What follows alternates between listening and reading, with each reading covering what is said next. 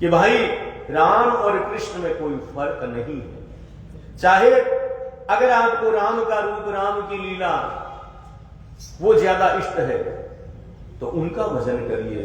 कृष्ण का इष्ट है, कृष्ण की लीला, उनका स्वरूप अगर आपको ज्यादा अच्छा लगता है तो उनका भजन करिए। दोनों तत्व तो एक ही हैं, लेकिन फिर भी संत जन कहते हैं कि प्रभु श्री राम जी महाराज 12 कला अवतारी मर्यादा पुरुषोत्तम है, इसलिए जीवन में उनके आदर्शों को धारण करना चाहिए। राम जी ने जैसा किया है वैसा करने का प्रयास करना चाहिए। और मेरे द्वारिकाधीश श्री कृष्ण महायोगेश्वर 16 कला अवतारी हैं और इन्होंने जैसे जैसे काम, जैसी जैसी लीलाएं इस भूमंडल पर की है वह सामान्य व्यक्ति के समझ में नहीं आ सकती। इसलिए कृष्ण के चरित्र का अनुसरण नहीं, बल्कि उनके द्वारा जो कहा गया है उसका अनुकरण करना चाहिए। कृष्ण लीला को आप सुनिए और मेरे प्रभु की उस लीला का आनंद लीजिए, लेकिन उस लीला की नकल करने का प्रयास न करें। कोई ऐसा ना सोचे कि कृष्ण ने चोरी की तो मैं भी चोरी करूं। कृष्ण ने 16,101 108 विवाह किए तो फिर क्या दिक्कत है, मैं भी एक से अधिक विवाह कर सकता हूं, लेकिन नहीं। अगर उनकी नकल करनी है तो पूर्णतः उनकी नकल करने के लिए अपने में सामर्थ्य बनाना चाहिए। वो महायोगेश्वर थे और उन्होंने जन्मते ही पूतना का उद्धार कर दिया। क्या हम ऐसा कर सकते हैं? मात्र 6 दिन की अवस्था में शकटासुर का विनाश कर दिया। क्या हम ऐसा कर सकते हैं? उन्होंने काली नाग का मर्दन किया। क्या हम ऐसा कर सकते हैं? उन्होंने अग्नि का पान किया। क्या हम ऐसा कर सकते हैं? यदि नहीं तो फिर उनके द्वारा जो ज्ञान दिया गया है, गीता रूपी अमोघ वाणी जो उनके द्वारा अर्जुन के लिए निश्चित हुई है, बस उस गीता का अपने जीवन में अनुसरण करें, अपने जीवन को गीता के अनुसार बनाने का प्रयत्न करें, तभी यह मानव जीवन सफल होगा। कृष्ण की लीला केवल सुनिए और कृष्ण के द्वारा जो ज्ञान दिया गया है उस ज्ञान को अपने जीवन में धारण करिए। अथवा राम जी महाराज ने जो आदर्श प्रस्तुत किया है, एक पति के रूप में, एक पुत्र के रूप में, एक भाई के रूप में, एक राजा के रूप में, उनका अनुसरण करिए, तभी वास्तव में राम राज्य की तरफ हमारा कदम बढ़ पाएगा। तो आइए हनुमान जी महाराज पहुंचते हैं भगवान कृष्ण के दरबार में और कृष्ण मानो एक तीर से 2 शिकार कर रहे हैं। महारानी सत्यभामा कृष्ण की अष्टपट रानियों में से,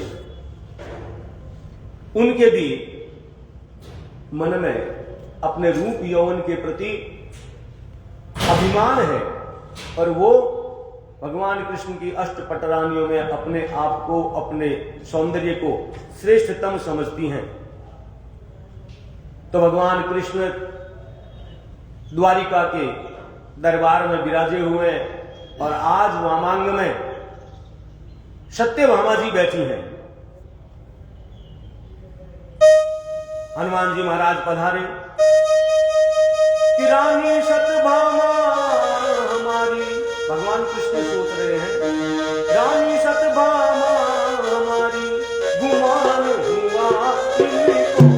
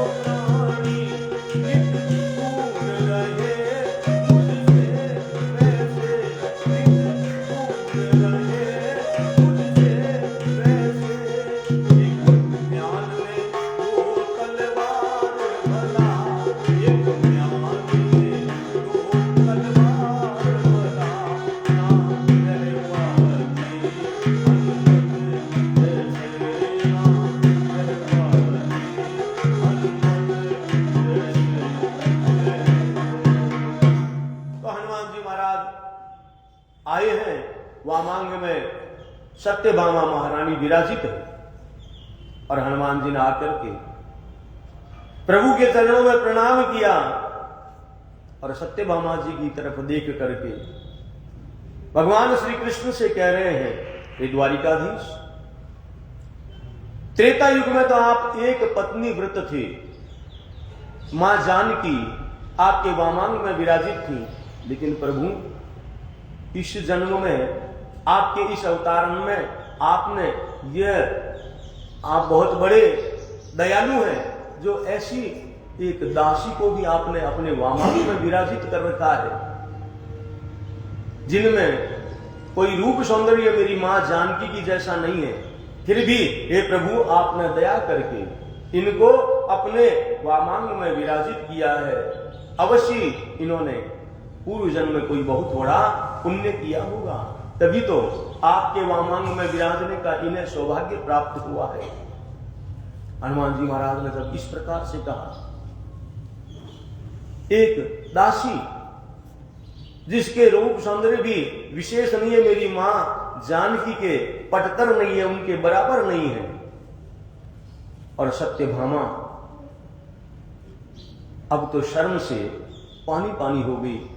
कल तक जो सत्यभामा सोच रही थी कि मेरे समान इस संसार में दूसरा कोई रूपवान नहीं, आज वही सत्यभामा सोच रही है कि देखो, यह हनुमान कह रहा है कि मां जानकी संसार में अद्वितीय सुंदरी रही है, तो व्यर्थ ही मैंने अपने रूप पर अभिमान किया और द्वारिकाधीश के चरणों में सत्यभामा प्रणाम करने लगी, हे प्रभु आज मेरा अभिमान आपकी कृपा से दूर हुआ है। और द्वारिकाधीश कृष्ण मुस्कुरा रहे हैं। सत्यभामा से कहने लगे, हे सत्यभामा, अगर मैं तुम्हें कहता कि तुम सीता के समान सुंदर नहीं हो तो तुम विश्वास नहीं करती, और आज तीसरा प्राणी हनुमान जब कह रहा है तब आपको विश्वास हुआ। हे सत्यभामा, वास्तव में सौंदर्य शारीरिक सौंदर्य ही नहीं होता, मन की भी सुंदरता होनी चाहिए। हृदय में अगर आपके सत संस्कार हैं, किसी प्रकार का अभिमान नहीं है, तभी आप वास्तव में सौंदर्य की बोधक हो सकती हैं। और अब हनुमान जी महाराज को भगवान कृष्ण ने संबोधित किया, हे हनुमान, आज आवश्यक कार्यवश मैंने तुम्हें याद किया है। हे हनुमान, त्रेता युग में तुमने हमारी बहुत सेवा की, जो जो भी काम तुम्हें मैंने करने के लिए क्या कहा, उन सब कामों को तुमने बहुत अच्छी प्रकार से किया। हे हनुमान, मेरी बात सुनो। हे हनुमान सुनो दे ध्यान, करनी तुम्हें है युक्ति वो, मम भक्तों के दिल से मिटे अभिमान बीज समुद्र वो। हे हनुमान, मैंने तुम्हें इसलिए याद किया है कि मेरे भक्त गरुड़ जी के मन में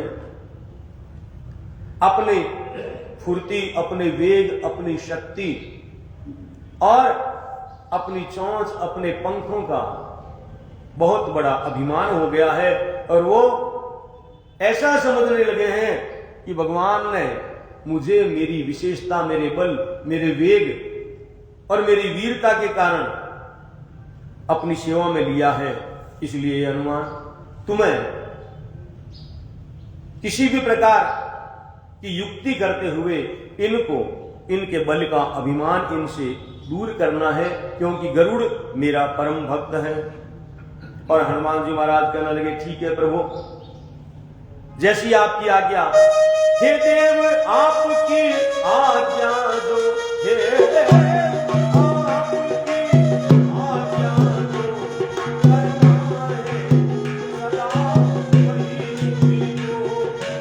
करना है सदा वही तुझको, करना है सदा वही तुझको।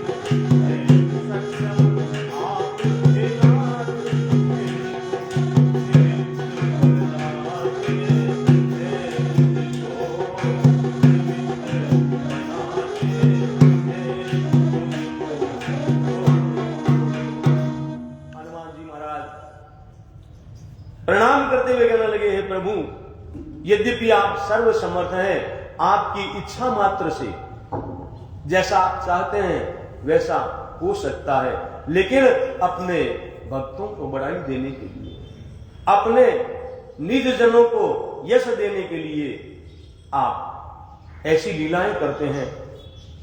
प्रभु, आपकी आज्ञा शिरोधार्य, जैसा आपने कहा है वैसा ही मैं अभी करूंगा। इतना कह करके हनुमान जी महाराज प्रभु श्री कृष्ण से विदाई लेकर के वहां से निकल गए। कि पवन पुत्र ने आय के विश्राम लिया है बाग में, देख सुंदर फल फूल खाने का इनको मन किया।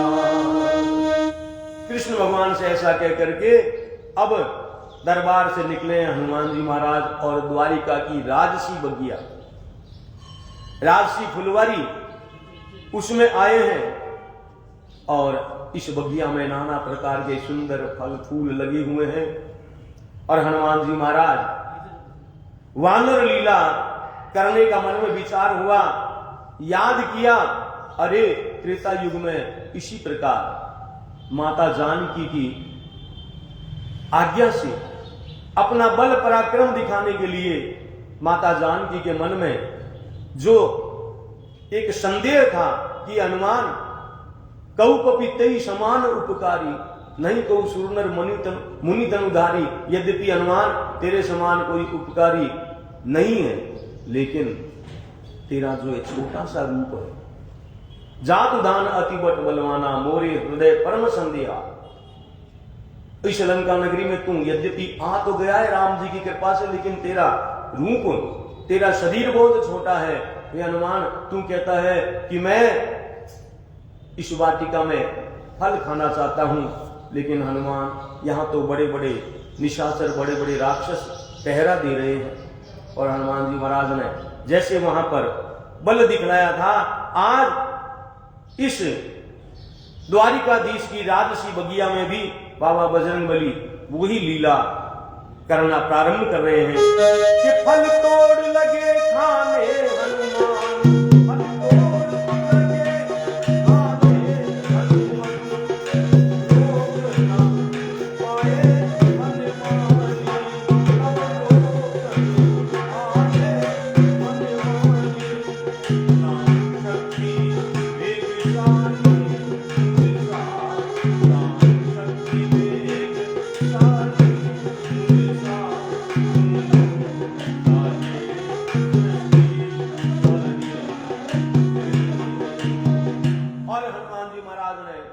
जय श्री राम का नारा बुलंद किया और उस राजसी बगिया में वृक्षों पर चढ़ करके तोड़ तोड़ कर फल खाने लगे। और कई वृक्षों को बाबा बजरंगबली ने हिला करके धराशायी कर दिया, जमीन से जड़ से उखाड़ दिया और जय श्री राम का घोष करते हुए फल खाने लगे। वनमाली जो बगिया के माली थे, उन्होंने देखा एक बंदर पेड़ों को तोड़ रहा है, फलों को खा रहा है, जय श्री राम के नारे का उच्चारण कर रहा है। और द्वारिकाधीश कुपित होंगे बगिया को उजड़ा देख करके, इसलिए वो बगिया के माली दौड़ करके आए और हनुमान जी महाराज को मना करने लगे। लेकिन हनुमान जी महाराज कहां मानने वाले। याद करिए वो दृश्य जब हनुमान जी महाराज ने त्रेता युग में अशोक वाटिका को उजाड़ दिया था। ए बांदर बांगोर लंका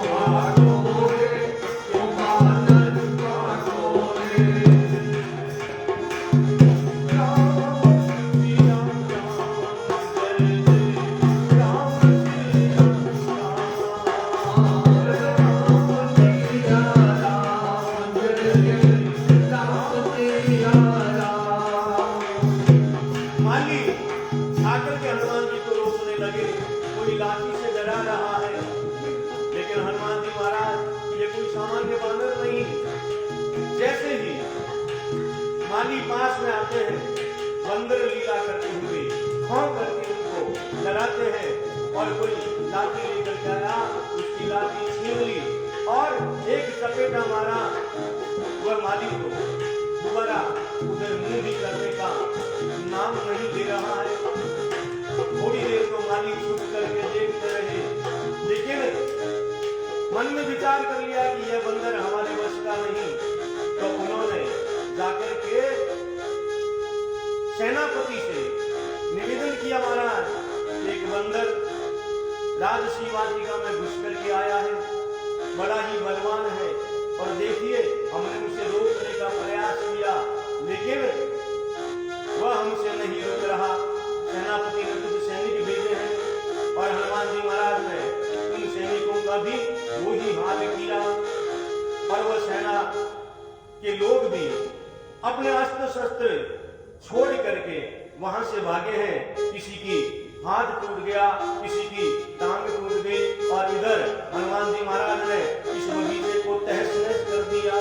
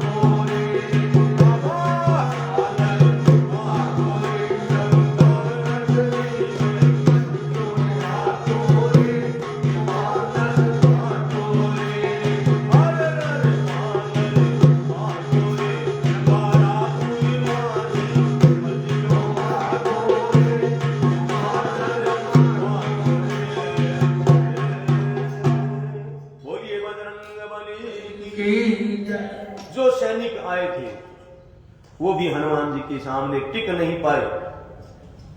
त्रेता युग में तो क्योंकि राक्षसों से पाला पड़ा था, लंका नगरी में थे, इसलिए हनुमान जी महाराज ने जो भी सामने आया उसको सीधा स्वर्ग का रास्ता दिखाया। लेकिन यहां पर तो प्रभु का काम करना है, ये सब प्रभु के अनुचर हैं, प्रभु के सेवक हैं, इसलिए हनुमान जी महाराज जान से किसी को नहीं मारते हैं। नाना प्रकार की वानर लीला करते हुए उनको डराते हैं, किसी को थप्पड़ मारते हैं, किसी को मुक्का मारते हैं और किसी को धक्का देकर के वहां से फेंक देते हैं। अस्त्र शस्त्र भी काम नहीं आए और सारे सैनिक दौड़ करके सेनापति के पास आए, महाराज ये हमारे वश की बात नहीं, यह तो कोई अद्भुत वानर है जिसके ऊपर हमारे धनुष बाणों का महाराज कोई असर नहीं होता।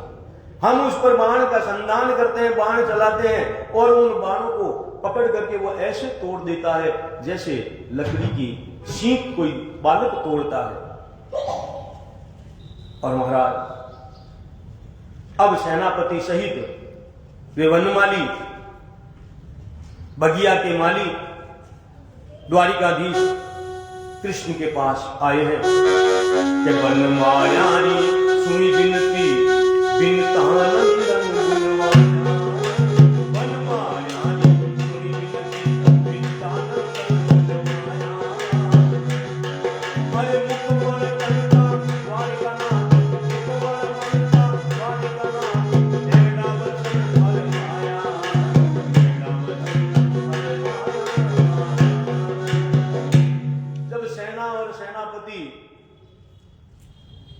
मालियों के साथ भगवान कृष्ण की शरण में गए कि महाराज ऐसा ऐसा एक बंदर आया है, वाटिका उजाड़ दी है, और महाराज हमने बहुत प्रयास किया, लेकिन वह तो इतना खतरनाक है कि हम उससे जान बचा करके आपके पास फरियाद करने आ गए, इतना ही हमारे लिए पर्याप्त है।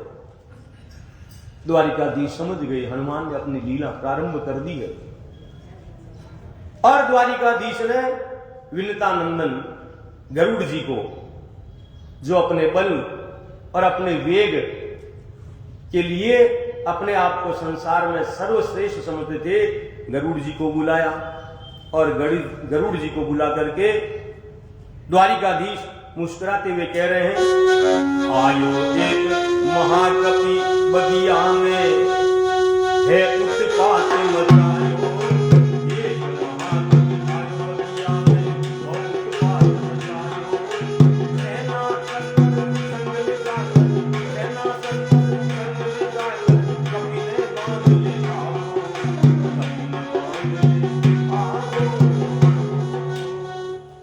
ये गरुड़ जी, आज आपसे विशेष काम आन पड़ा है। इस द्वारिका नगरी पर भयानक संकट आ गया है, कोई उत्पाती बंदर न जाने कहां से चल करके हमारी राजसी बगिया में आया है, और उसने मालियों को तो मारा ही मारा, हमारी सेना को भी उसने नाना प्रकार से प्रहार करके घायल कर दिया है। यह तो भगवान की कृपा नहीं कि किसी भी सैनिक की जान नहीं गई।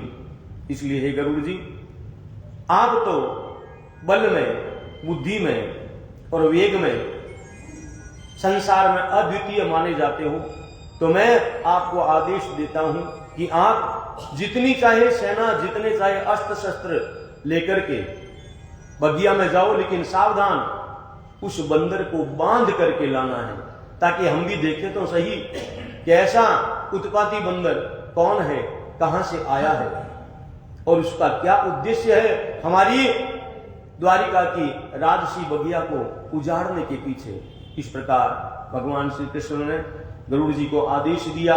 कैसे गरुड़ जी बाबा बजरंगबली का सामना करने के लिए जाते हैं और क्या हाल होता है हनुमान जी के द्वारा उनका, क्योंकि अब समय की सीमा खत्म होने जा रही है। तो यह सब प्रसंग कल के सत्र में और कल इस प्रवचन श्रृंखला का अंतिम दिन है, 28 तारीख महीने की अंतिम तिथि तक। तो कल यह प्रसंग आपके सामने रखने का विचार है। आइए 2 मिनट नाम संकीर्तन के साथ इस सत्र को विराम दें। ओ सीताराम बनो